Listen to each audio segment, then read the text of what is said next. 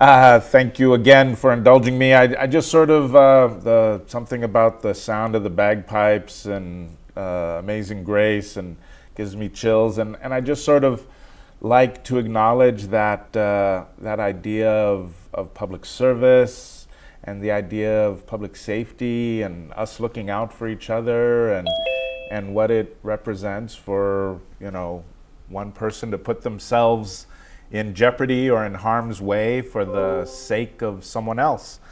So I just wanted to take that. Usually I do get a few interviews with some of the firefighters as they're going up and down. Because I had to get ready for today, I didn't get those interviews but I just wanted to take a moment to sort of acknowledge the day and just sort of what it means to us as far as like a time when we all came together and tried to solve some problems. And speaking of that, I wanted to open it up for anyone that had announcements. I know Jake and I have been talking about the rally that's coming up on the 28th. And of course, I always mention the Bands of Enchantment that's happening this weekend at the Chemo. But Jake, did you want to take a moment and fill us in about the gun violence rally? Yeah, really quickly, on the 28th, on Sunday at 10 a.m., we're going to be hosting a rally. The ABQ Corps is going to be hosting a rally to bring awareness to gun violence downtown. And we'll have a number of speakers speaking about the recent epidemic of shootings that we've had and its impact, and hopefully a discussion of possible improvements, maybe even solutions towards addressing the issue. So again, Sunday the 28th, Robinson Park in the northwest corner of the park. Thank you. Thank you, indeed. And I noticed Mr. Keller here put in that it looks like the Sacred Heart Church on 4th it has a memorial up for 9/11, and it seems like the church is open for people to go in there and pay their respects. And I see Carolina also mention the Animal Welfare Department foster and volunteer fairs going on. Any other announcements or anything anyone would like to share with us before we move on? I'm looking to see in the chat. No? Did you have something to say, Brittany? I see you popped on. Oh, yes, sorry. I thought I did myself. So we have coffee, this Saturday at UNM event at the Stadium West Park. That's going to be from 9:30 p.m. to 2:30 p.m. Fundraiser barbecue. And then as well as next Sunday at the Service Coffee Cup, it's going to be our coffee shop at Rome event for the Valley Area Command. That's Sunday, September 21st. From 10 a.m. to 12. Jake, can you mute your mic? Sorry, I'm trying to. I think you were. That's. I'll try. And then coming up October 1st, citywide is going to be Coffee with a Cop Day. So look out for various area commands that are going to have various events. The downtown area command is going to have theirs so far at Villa Miriam Coffee, and that's going to be from 9 a.m. to 11 a.m. Okay, and just because we had some sound issues there, Brittany, would you be able to drop some of that into our chat, just so that people can know the dates and times for some of those? Yes, I'll put all those in there. Thank you very much. I appreciate that. And I see a new face that has popped onto the chat. I see the downtown commander, Jaime. Do you want to take a moment and say hello to the people? Sure. Thank you for that. For those of you that don't know me, and so I apologize. Sometimes I have a tendency to get too close to the camera there. For those of you that don't know me, my name's Jaime Rascon. I'm the new deputy commander here downtown. I bet for one reason or another, I haven't been able to log on to those meetings, but glad to be here this time. Well, it's a pleasure to have you. Glad you're able to hop on. Thank you. And again, were there any other announcements from the community on the Zoom? Anyone had anything to share? I see Brittany put in the VIN etching, and she's dropping in the information about the Coffee with the Cop events. But if that's the case, I wanted to go ahead and start to share my screen here. Oops, doing too many things at once. While you're doing that, a quick reminder that there are monthly meetings at the Gateway Center on Gibson, San Mateo and Gibson. Monthly meeting the last Thursday of the month. That'll be the 25th. It starts at 6:30. You enter at the west door entrance. If you're interested in finding out what's going on with the Gateway Center and all the various shelters. Thank you, I'll Mike. drop that info into the chat. Yeah, please do. I should try to make it by there for to join you for one of those meetings. So I was going to, again, after sort of talking about the idea of sort of, we were talking about public safety and the commitment that it takes for first responders to do the work that they do. A big part of my relationship with first responders has been through de-escalation training. So I like to start with just asking, hey, Jen, what does de-escalation mean to you? To me, it means meeting somebody where they're at in their most vulnerable state of whatever crisis that they have going on, whether we're engaging with unsheltered people or somebody who's having a crisis within their home. Our ability to be able to meet them where they're at is huge. Yeah. Just being able to take them from a level of escalation to bringing them down to where they're comfortable and feel safe enough with us to start talking about solutions. Right. So it's And I wanted to open it up too to anyone on the call or even here in the audience. I feel de-escalation has become sort of this word, and one thing that I like to stress is de-escalation isn't magic words. It's not abracadabra, someone behavior will change. De-escalation requires a little more than just that. Like you're saying, really try to understand or put yourself in someone else's shoes for a moment. So I just like to sort of demystify it and allow people to know that de-escalation is really at least these tactics, or the ability to communicate with someone, to understand where they are, to get an idea of whether this person is in crisis, if they're able to communicate, and steps to sort of help bring them to a place where you can come up with solutions or work towards a goal that they're comfortable with. Van, since you're here, with de-escalation, does it mean anything to you? Have you heard it before? Certainly, de-escalation has a lot of different meanings that we hear a lot. Oh, is that Diane? Yes. Yeah, please. sorry, I thought that's what you said. Yeah, no, go, keep going, yeah. No, sorry. So yes, we certainly hear it in our work a lot of different times and a lot of different circumstances.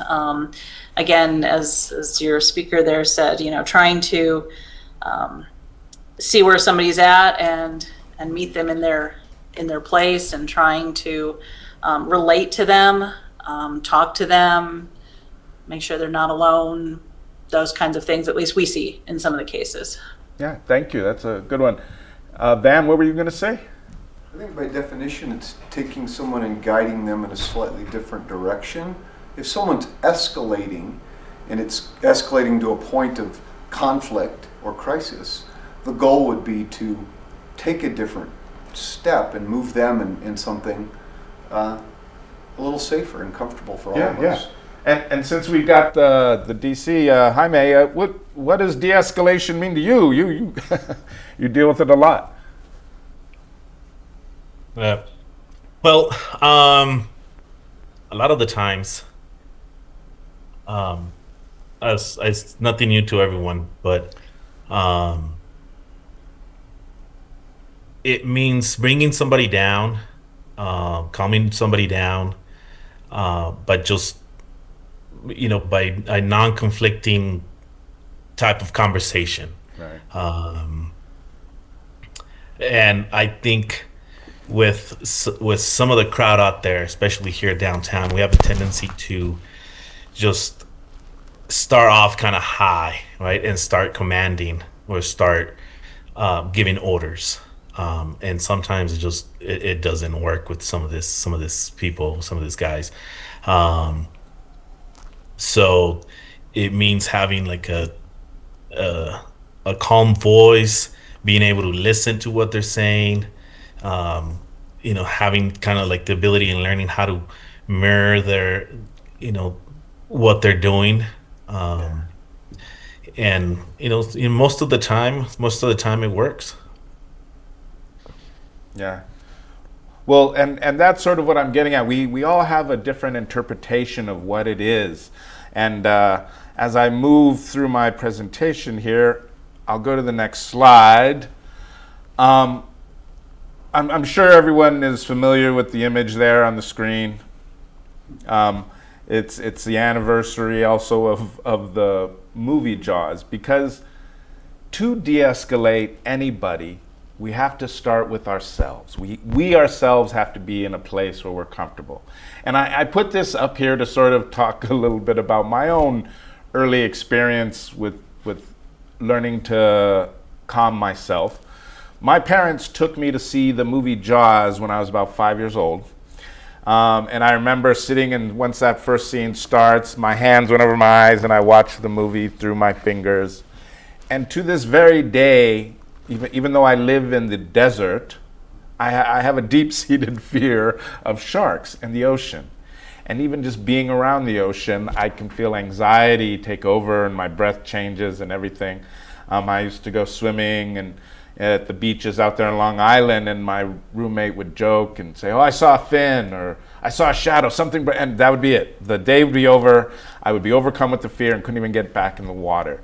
So part of my discussion about de-escalation really has to do with, we have all these concepts about it, but in reality, de-escalation starts with us. You have to be aware of your own fears, of how you respond to these things. Some situations, if I had to go rescue someone in the open ocean who was drowning because I thought there was a shark out there, I couldn't do it. I wouldn't physically be able to do that. So it's really about knowing your own, well, we'll get into the term, but the term is vagal tone, what you're comfortable dealing with. And we all are going to have different levels of that comfort. So I talk about starting with yourself. It's really important, again, like I said, the officers, they have to go out there and encounter these people who are probably at the worst point in their day or in their life sometimes.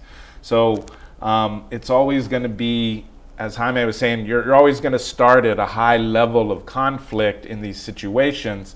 And the main thing is, if you can start with yourself, the idea of de-escalation is to not add fuel to the fire, to not elevate the situation. And I have a few just points here. I mean, first of all, controlling your own fear and stress responses is going to be, again, you understanding yourself and how you respond to those things. And like I said, it'll have to do with an individual's vagal tone.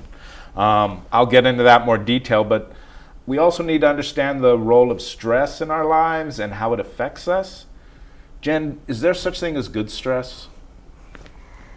I think there can be a level of good stress, but I think you say that.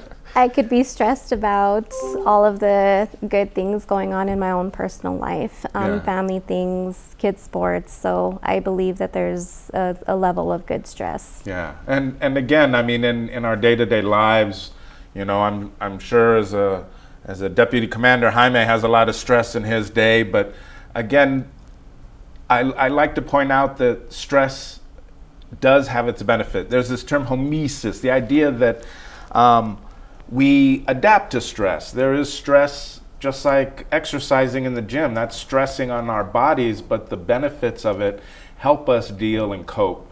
So some stress is beneficial. Things I like to point out, like a sauna or a nice. Do you like ice baths? Do you do the cold dips? I've done it once. Yeah. Well, again, something that's stressful, but it actually is soothing afterwards and Right. helps calm you down. So, the idea of these tactics, we're going to get into more of the specifics of the communication skills, but essentially, through my experience, what I'm using is my 20 years of experience as a crisis intervention role player, but also the idea that this role play has been based on the stairway of behavioral change, which is something that was adopted by the FBI and their crisis negotiation teams years ago in dealing with crisis situations and getting someone to change their behavior. But again, I like to stress that de-escalation isn't magic words. You're not going to be able to say the right thing and the guy's going to bring the hostages out and give up their weapon and walk away. It's really an opportunity to use communication to observe and assess the situation. And I think of, ACS responders taking a call. A lot of times you don't really know what you're walking into or what kind of information do you get when you take a call? We get we do get a lot of detailed information when we're going into a call. Dispatchers are really good at describing what scene we're walking into, if there's any kind of risk factors that we should look at when we're going in there. So we have a good amount of information. Okay. That changes though, because by yeah. the time, especially especially the street outreach side, is we're dealing with a lot of encampments. Yeah. So even if we're getting on one call for an individual in crisis, when we're walking into it, there's a whole... It can evolve yes, and turn into something yes. else. Yeah, wow. Well, so I start with just some basic rules of de-escalation, and they're just that, how you sort of prepare to step into a situation that might have some jeopardy. And the first thing I always say is take your time to assess the situation. Carefully observe and evaluate the potential for risk. Often with individuals that you may be approaching, I'm sure you do, are they wearing baggy clothes? Do they have a bag? Is it stuffed with things that you don't really know, and should you stay away from it, that sort of thing. So always take time to assess the situation. I point out I had a break-in not too long ago at a family house, and I walked in on a robbery. And in that situation, I didn't do what I would instruct other people to do. I ran into the situation and jumped in and got into a wrestling match. So our emotions will get the best of us, and we will likely in times of crisis do things that when we take the time to think about, we'd probably say, I probably shouldn't have done that. So please assess the situation. Another thing, and I'm sure ACS always does this, work in pairs. For the officers, we talk about having an 82 or a backup. It's always good, especially if you can have someone observe what you're doing, observe the approach that you're taking, because they'll observe and see things that you may not. And when you're in a conversation with another person, it's very easy to get drawn in and focused. And if you have someone who's watching your back, they can sort of keep you safe and make sure that you're not putting yourself in jeopardy. I often say that even the best intentioned persons can do something as simple as step into a room, and the fact that they're now in an enclosed space, the jeopardy goes up, and it can now change the outcome of things rather quickly. So ensuring your own safety, unless you feel safe, you cannot communicate. So when you're trying to communicate with another person who's in crisis, if you're worried about what's happening around and behind you and with them, you won't really be able to communicate properly. So just assess the situation, try to have someone to look out for you, and also make sure you're in a position where there's maybe a barrier between you and the other person, or at least you have an exit route. Have you ever been in a situation where you put yourself in jeopardy by getting too involved? Absolutely. I think when we're getting into this field, especially a helping field, our response is to help immediately.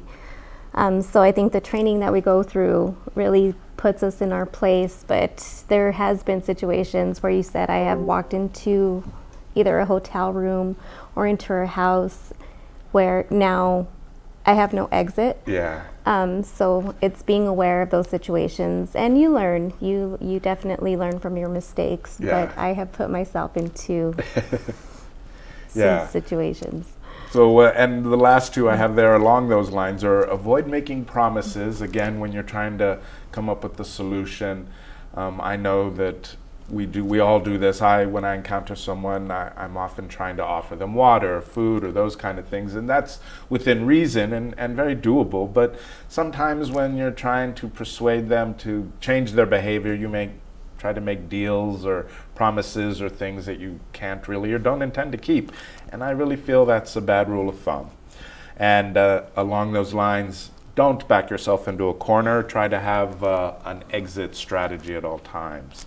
Now, a lot of this for me actually comes from, like many people in Albuquerque, I got exposed to the martial arts, and I sort of like that about Albuquerque. We're this town where people like to scrap. And I was actually, when I lived in New York, I worked with a sensei who's up on the screen there, who really talked about the smartest and the best martial artist is not the one who gets into fights. They're the one who never gets into fights. And really, that's what I liked about sort of bringing some of this to the idea of de-escalation. It's really about, again, you being comfortable with your own abilities. That's what I feel martial arts training is about. It gives you that confidence in those conflicts. But it's really important that, well, with the martial arts, I feel like people feel it's about creating conflict. But there's a famous samurai, Musashi, who talked about the person who prevails in conflict is the person who is the most calm. So I have some images up there of me as a role player in the black and white, and also me getting a gun held to my head by John Cena in a terrible movie that was shot here in New Mexico. It was a long time ago, but again, it's, you know, even in stressful situations, how do we portray calm? That's sort of just a general sort of, how do you portray calmness or achieve that in a stressful situation? I think my tone of voice and also how the language that I'm using with them, as long as I'm making it to their level and I'm stepping back and just kind of giving them that space, I'm able to calm not only myself, but even those around me and the individual that we're working with. So if I'm able to speak in a calming sound or a calming voice, they usually are able to repeat that themselves. So that's one thing that has always worked for me is my tone.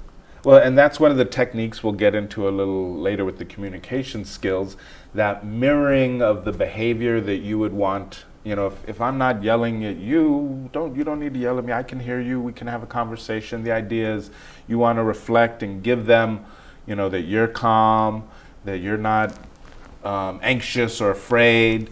And I sort of stress with a lot of individuals who are out on the street, we have to realize they're in crisis 24/7. They don't get an opportunity to relax and unwind the way we may have. So in dealing with the person in crisis, you sort of have to start with that. Start with the understanding that this person is in that state of crisis all the time, and you may have to, I think, Van, you even said it, guide them to that place where they understand that you're there to help them, or that you're not trying to escalate. So it gets into what I'd mentioned before, our individual vagal tone. The vagus nerve is this central nervous system that runs through our body, And one thing that we really have to sort of accept is that our bodies are wired differently, and how we respond to fear is automatic. As I was sort of trying to illustrate with my fear of sharks, again, I got so frightened as a child, I wouldn't let my mom put bubble bath into my bath because I wasn't able to see below the surface of the water. That's an illogical fear, but because the way our body responds to that stimulus, a lot of that is stuff that we don't control. And when we talk about vagal tone, that's where your vagal tone is affected by your experiences and your training and the things. And because you've been out there dealing with this, you probably have a pretty good vagal tone for dealing with a person in crisis. I'm throwing a lot to Van here because he's sitting right in front of me. But what do you think of your vagal tone in dealing with crisis? How do you feel? Are you comfortable, or do you avoid it? I think I'm pretty comfortable in communicating with people in a calm, cooperative manner. Sure. And I'm gonna bring Mike Kuchowski into the conversation because I know he goes out there and tries to deal with people on the street. What do you think of your vagal tone, Mike?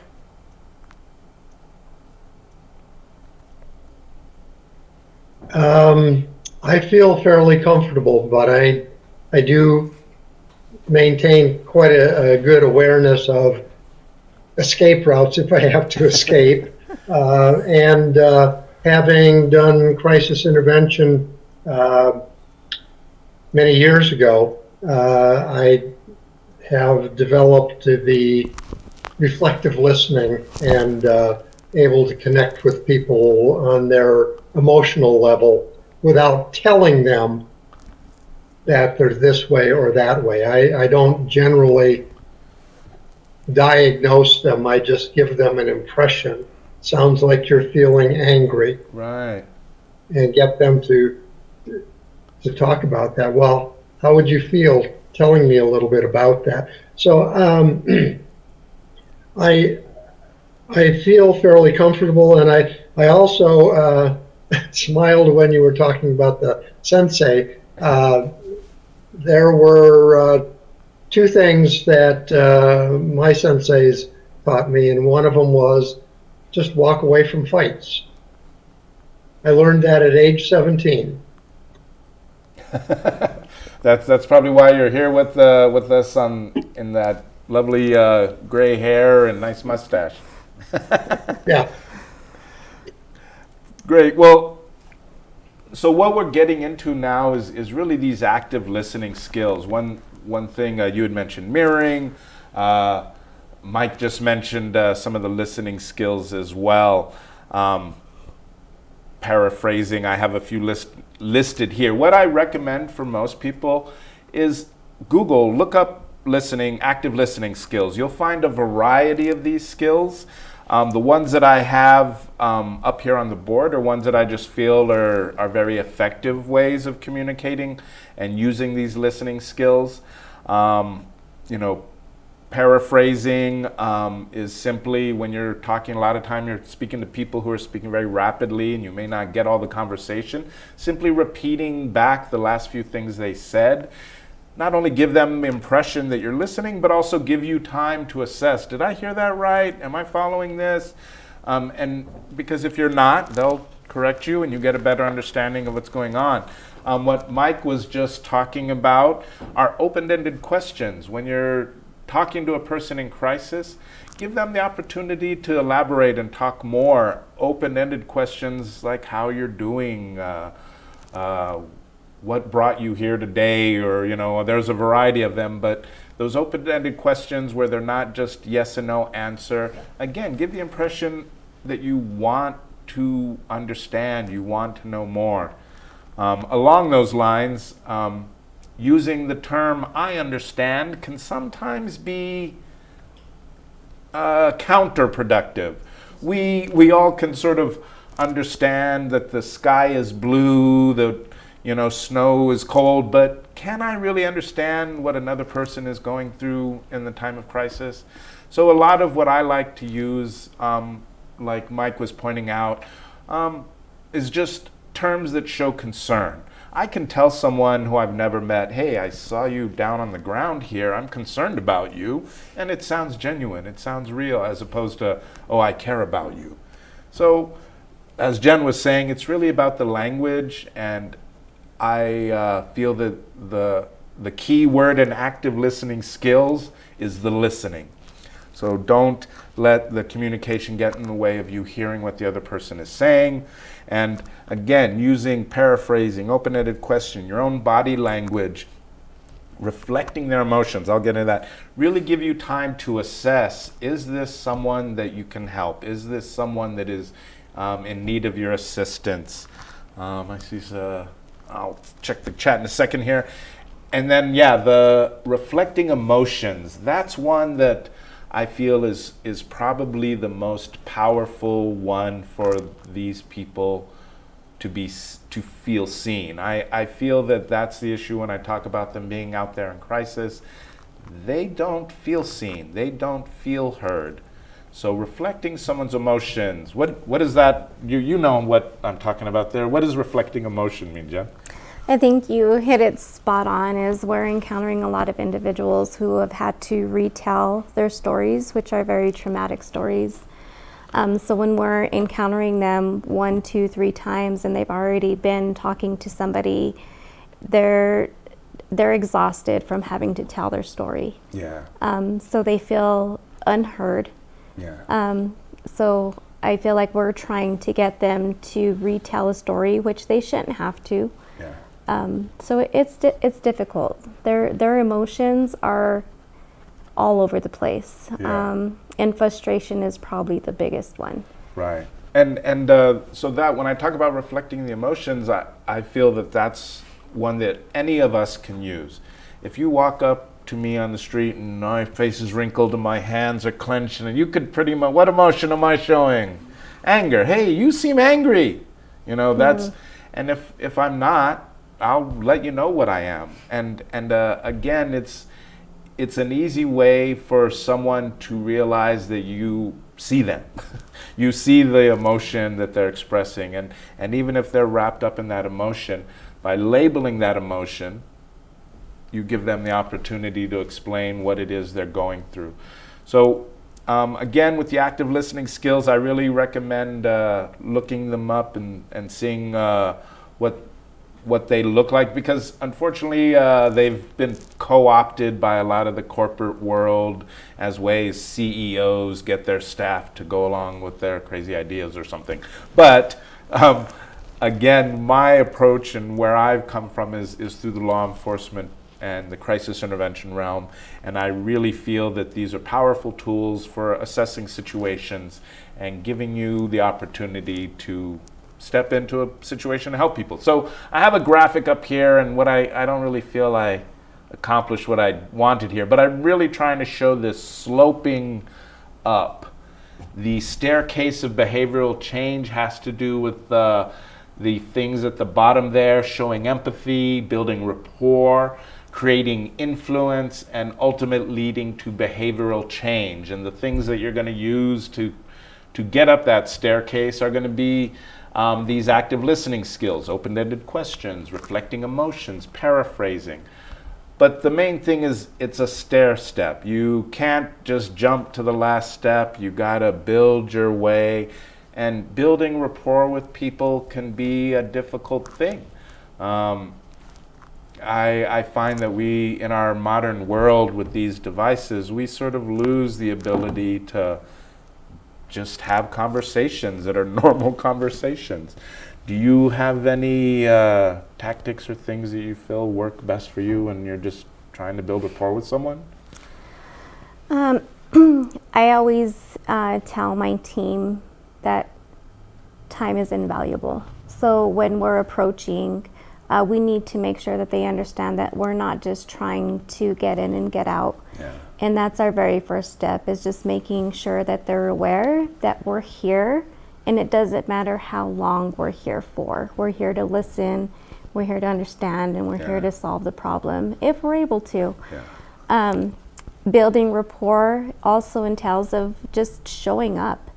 So if today's not the day and they don't want to talk to us today and we ask if we can come by tomorrow, then we come by tomorrow. Yeah. But continuously showing up and showing them that we're showing up when we say we are is the biggest part, the biggest way we can build rapport. Yeah, and that was one of the questions I wanted to sort of ask your downtown responders. But I know that they, really make that effort to show up and be consistent with the people that they encounter, and I really feel that's sort of the secret sauce there. Showing up, being there, and taking that time, because to build that rapport with an individual who's on the street to actually create behavioral change that gets them into housing or gets them off of substances, I imagine it takes a lot of those encounters and building that trust for that to even occur, or for that person to even consider it. So when we talk about that behavioral change staircase and building that rapport, it's something that really takes time, and I like the idea when you talk about how important time is, and for them to know you're not there just to answer a call, check the box, and move on. And I know the officers do that a lot too when they're on a call and dealing with someone, giving them the understanding that we're going to do this as long as it takes to get to that solution. And sometimes it takes a long time and repeated encounters, but that's what I was that stairway is still a stair step. You got to take your steps slowly. Any questions or comments so far? I've covered a bunch of stuff, and I just want to make sure I'm getting to the meat of the matter with a lot of this stuff. Everyone's good? If I may add, add a couple of things that you guys already kind of mentioned. I think it's good that you have empathy there, because I was actually waiting for you to finish, because I was going to mention empathy. Like, if the ability to transmit empathy, it's key. Being able to listen without interrupting them. Acknowledging that they actually have a concern, that they actually have feelings.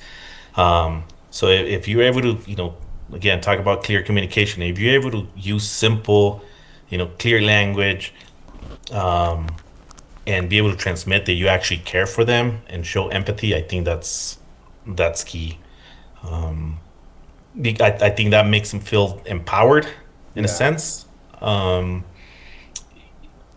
you got to keep in mind, I just thought of this, being able to give them their space, give the person the space that they might need as well. Anyways, I just wanted to add on that. No, I appreciate that, Jaime. Yeah, it's not easy, and I feel like for you, the officers, ACS, the calls are waiting, and in those times of crisis, that's when it's most important to give that impression that, hey, we're not just trying to rush through and move on to the next thing, that we want to take the time to find a solution. And I feel that really resonates with people, especially those out on the street. And along those lines, I sort of put up this Maslow's hierarchy of needs, because I feel it really illustrates what is happening for a person in crisis, specifically the unhoused. These hierarchy of needs aren't being met. I'll move to it's a pyramid here, but they're in crisis. They are fighting for survival. They don't have belonging and connection. They don't have security when they lay down, and they lack that self-esteem and respect for themselves. They know what people view them as. So I feel like when you're encountering these individuals and trying to make headway, and showing that empathy, take into consideration this hierarchy of needs and the fact that this person doesn't have these things, and if you can work to help them achieve some of that, that goes a long way for that building the rapport and creating that behavioral change.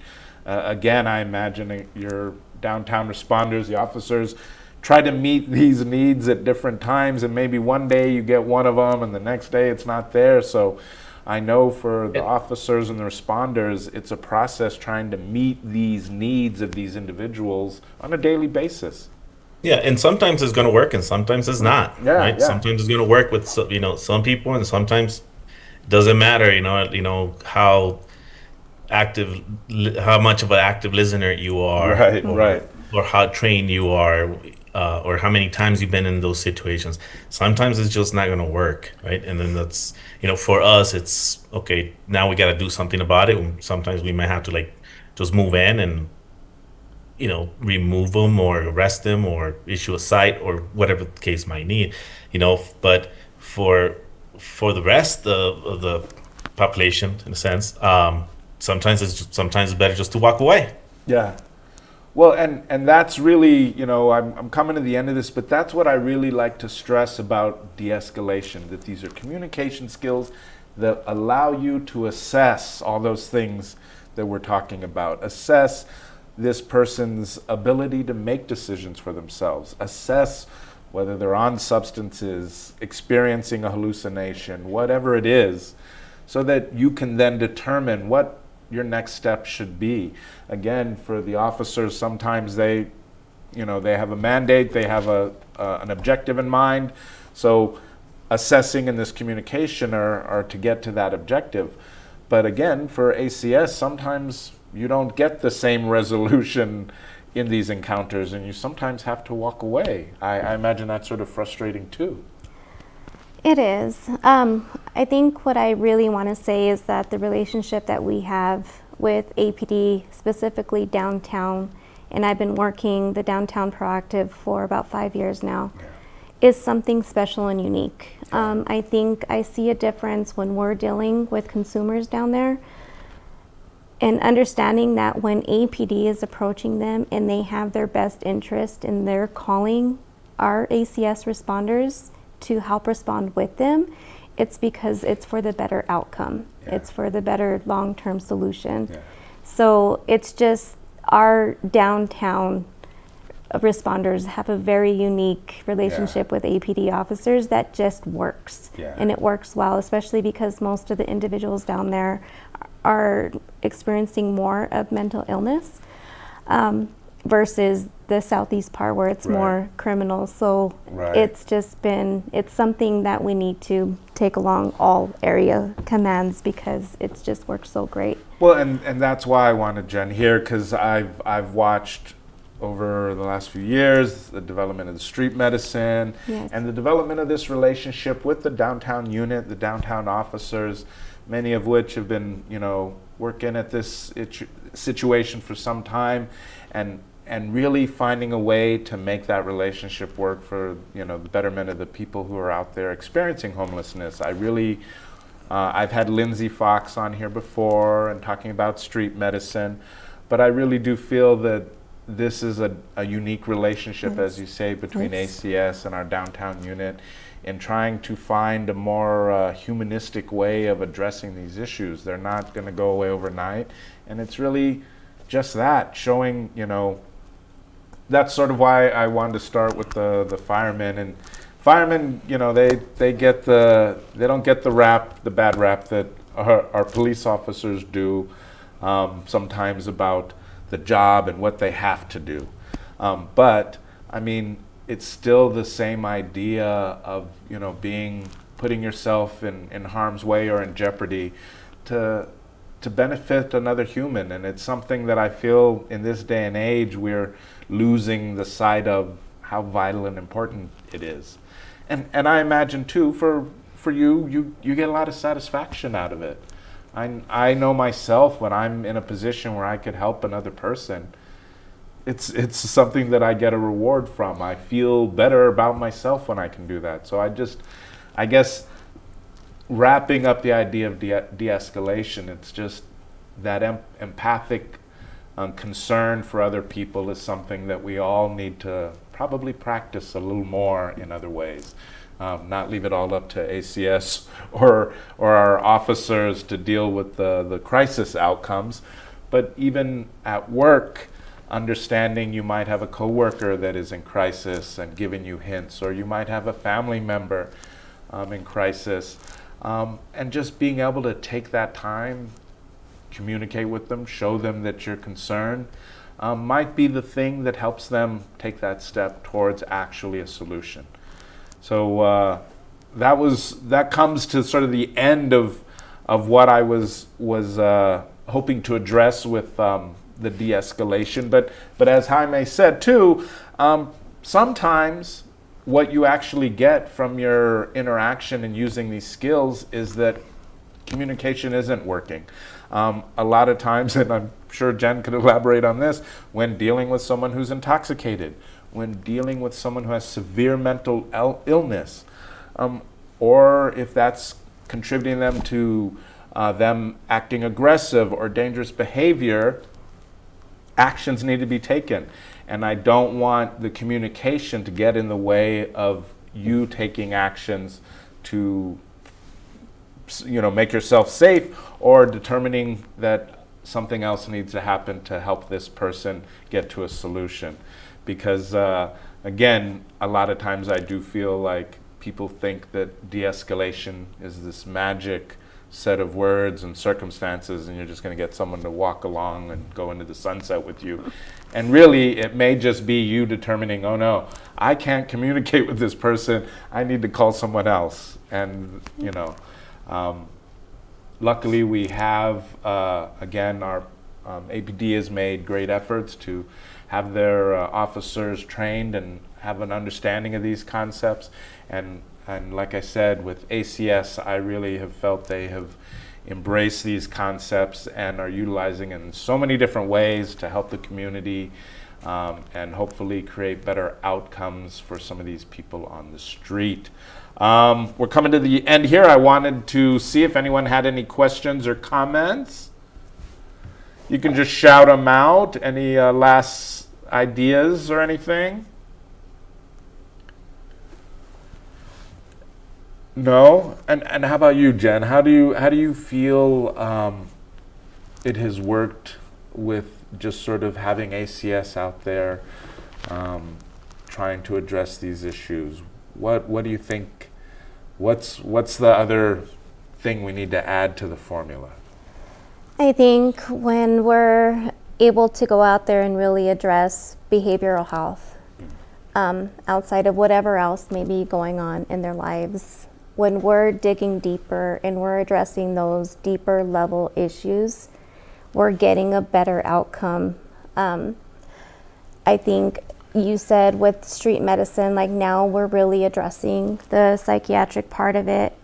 And I feel like a lot of individuals that are self-medicating that we're now working with are no longer self-medicating with substances. So we're addressing level issues and it's working. And I see that we're now being able to create pathways for housing for individuals I would have never thought would have been housed, been able to be housed. So I feel that the steps that we're taking, it's working. And I stress to people, again, going back to my life in New York, I lived in New York during the 90s and saw what crack had done to the streets. And fentanyl and what we're dealing with now as far as substances is an entirely different game. It is. The psychological effect, the cost, the strength, all these factors have really created a very unique situation that we're trying to overcome with these very tactics to persuade these people who are not in a position either mentally, financially, or otherwise to make better decisions for themselves. It's really about showing compassion and in times holding their hand, showing them that we'll show up tomorrow if it doesn't happen today. And again, that's not an easy thing. I mean, even for the officers, for everyone out there, it weighs on you. So going back to my first rule of de-escalation, make sure you're starting with yourself. Make sure you're taking that time to take care of yourself so that if you do find yourself in a situation like this, you're able to be there for that other person. So, Darryl? Yes, sir. Mike Kelleher. I want to thank you for the program here. I think you're doing exactly what I've tried to put down there. It's a esoteric cultural opportunity to study and dialogue. So you studying the issues and dialogue them, and that's nice to be able to do that. But when you get in a specific incident to a guy on the street and you don't know if he's got a gun or not, whatever, like the police and everybody, and you're trying to address those situations. So my thing is here kind of up in the clouds, opportunity to study and dialogue. And so thank you very much. And especially the guys on the street that are facing the issue and have to de-escalate, don't have a second chance. They gotta act right away. At any rate, thank you. No, indeed, I appreciate that, Michael, a lot. And again, that's really what I'm here for, to have the conversation around these issues. I feel that I say this and I say it a lot, but public safety is everybody's responsibility. We can't just expect ACS and APD to solve all of our problems all the time. Sometimes it's really about us stepping into that role of being the citizen, the fellow citizen for the people out there on the street or someone in crisis. It really goes a long way at sort of fixing these things. And I just appreciate the fact that I get to do this with you guys. And I appreciate that Jen came to join me today in my conversation about de-escalation. I definitely, I wanted the downtown responders to be here, just so you could see their faces and identify who the ACS responders are out there dealing with these people, because they're out there all the time. And I'm glad that Jaime was able to make it on, and eventually we'll get some more of our officers on here too. So again, you could understand and see the faces that are out there dealing with these problems. And hopefully through the ECHO and through other things, we'll find some other solutions. But I think we've come to the end. Thank you very much, everybody, for joining us today. And I will follow up with some emails and see you next time. I believe Adopt a Stop will be here the 25th of this month, and we'll find out how you can volunteer and get involved with them as well. Thank you, everybody. Thank you for joining us. We welcome your suggestions regarding any scenario involving future public safety ECHO sessions. For more information, visit www.cabq.gov/ECHO.